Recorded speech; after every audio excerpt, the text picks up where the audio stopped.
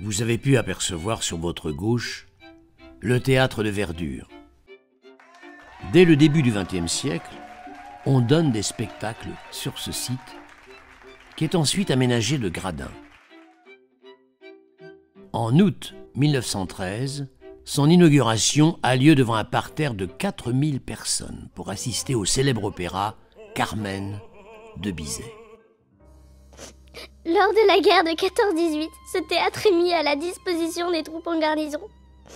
Réjouis-toi, grenouille.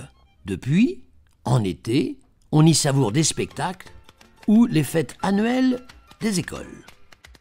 Devant le théâtre se trouve la fontaine du Dauphin, édifiée en 1602 pour célébrer la naissance du Dauphin, le fils d'Henri IV et de Marie de Médicis, sa seconde épouse, le futur roi Louis XIII. Malgré cet hommage précoce, Louis XIII porte en 1621 un coup sévère à Nérac en voulant y rétablir le culte catholique par la force. Pour punir la rébellion des protestants qui chassent les catholiques et détruisent des couvents, Louis XIII ordonne la démolition des murailles de la ville, tandis que les fossés sont vendus et convertis en jardin.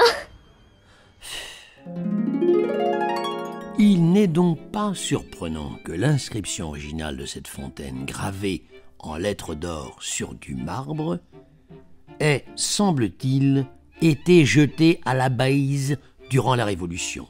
La plaque actuelle est un fac-similé. Le chalet et le kiosque à musique sont construits en 1895. Le kiosque abrite les représentations des sociétés musicales, tandis que le chalet sert de débit de boisson ou de maison du garde. Il porte une inscription faisant référence au bon roi Henri, qui n'hésite pas à s'asseoir à la table des humbles, par exemple lors de ses longues chasses dans son domaine de Durance à quelques lieues de Nérac. Il lui arrive de traquer le cerf, le sanglier plusieurs jours de suite. Les pauvres bêtes. Oh, ça suffit.